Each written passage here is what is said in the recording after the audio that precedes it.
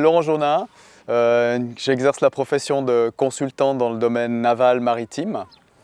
J'habite Lully, tout près d'Estavayer-le-Lac, et je suis le président de la société coopérative du port d'Estavayer depuis une dizaine d'années. Alors Estavayer, pour moi c'est un endroit vraiment qui a de l'importance parce que c'est ici que j'ai commencé à naviguer. C'est-à-dire j'ai découvert la navigation, la voile, j'ai appris à naviguer. Et pour moi, ça a eu un impact énorme parce que ça a influencé le cours de ma vie. J'ai changé de profession à la suite de ça. J'ai réorienté ma vie professionnelle.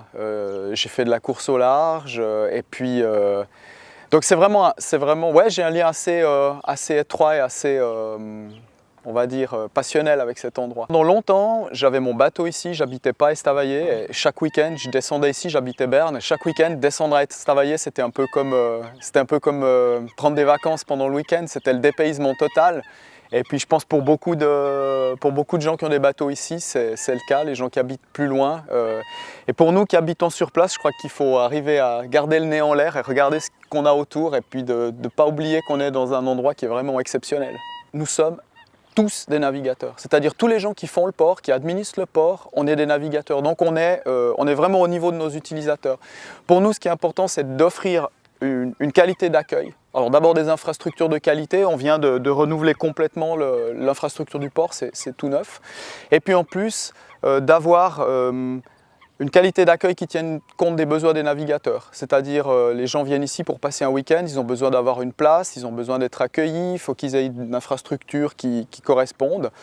Après, je pense qu'une chose qui est très importante pour nous, c'est le port est vraiment un outil au service du cercle de la voile, c'est-à-dire qui permettent l'organisation d'événements sportifs, de championnats. On a quand même eu ici, il y a 3 ans, les Swiss Sailing Weeks, ça représente à peu près 450 compétiteurs qui viennent, et on doit être un outil au service des navigateurs, c'est ça notre mission. Alors, pour voir le futur du port, il faut se tourner un peu vers le passé. Il ne faut pas oublier une chose, ce port il est vraiment dû à l'initiative de gens, de navigateurs, c'est-à-dire qui ont, dans les années 70, qui ont ressenti, compris le besoin qu'il y avait de construire un port à cet endroit et qui l'ont fait. Ils ont eu le courage de le faire.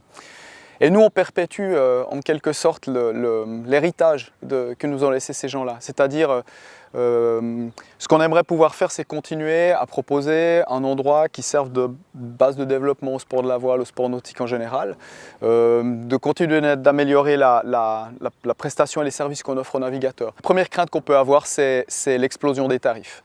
Parce que pour une collectivité publique, l'intérêt d'avoir un port, c'est clairement de dégager des bénéfices. Ce n'est pas notre cas. Nous, on doit être rentable, on doit pouvoir financer nos infrastructures, ce qu'on arrive parfaitement à faire. Mais on est une société coopérative, ça veut dire qu'on n'est pas obligé de maximiser le profit. C'est clair que si la commune reprend le port, eh bien, il y a un potentiel de gain important, et ça m'étonnerait beaucoup qu'il ne le fasse pas. Si on compare un petit peu les tarifs qu'on a entre le port d'Estavayer et par exemple le port de Cher ou de Glétrans, qui sont des constructions récentes, eh ben on est quasiment du simple au double. On peut avoir des inquiétudes aussi sur la qualité de l'accueil et la qualité du service. C'est vrai que c'est quelque chose qui est vraiment au centre de nos préoccupations. Je ne suis pas tout à fait sûr que ça soit au centre des préoccupations de la commune. 100% des bénéfices qui sont dégagés par le port sont réinvestis dans le port. On n'a pas distribué un centime de dividende à nos actionnaires depuis la création du port. Donc on consacre la totalité de notre revenu à améliorer et entretenir le port. Est-ce que ça va toujours être le cas si c'est la commune qui reprend le port? On peut imaginer que les bénéfices du port vont être inclus dans la trésorerie communale et je ne suis pas du tout certain qu'on aura les mêmes moyens à disposition pour continuer de développer et d'améliorer le port. Quand ça fait 40 ans qu'on fait le même job et qu'on estime qu'on le fait bien, eh bien évidemment on a envie de continuer. Comme je disais tout à l'heure, nous on perpétue l'héritage des gens qui ont construit ce port dans les années 70. On est attaché à ce que ça se poursuive. Et puis on pense qu'on a fait notre job assez correctement jusqu'à maintenant, qu'il n'y a pas vraiment de raison qu'on change une équipe qui gagne. La SOCOP exploite le port depuis à peu près 40 ans.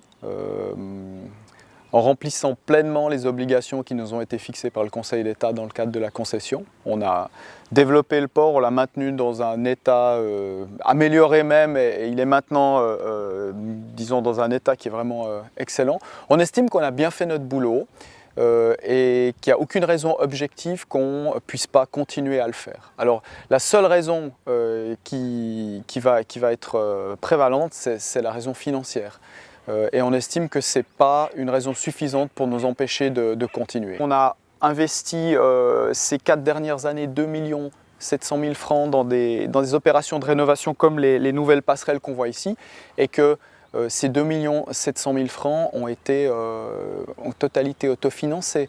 Donc on a cette capacité de mobiliser les gens, les membres de la coopérative pour mettre la main au porte-monnaie quand il s'agit de faire des investissements dans le port. Je doute qu'une collectivité publique ou une commune ait la même efficacité. Je ne vois vraiment pas pourquoi la commune d'Estavayer déciderait d'acquérir un port. Gérer un port, c'est compliqué, ça demande des compétences métiers, ça demande de mettre en place toute une administration. Je ne vois pas pourquoi il le ferait, si ce n'est pour en retirer un bénéfice substantiel. Et un bénéfice substantiel, ça veut dire une augmentation massive du prix des places.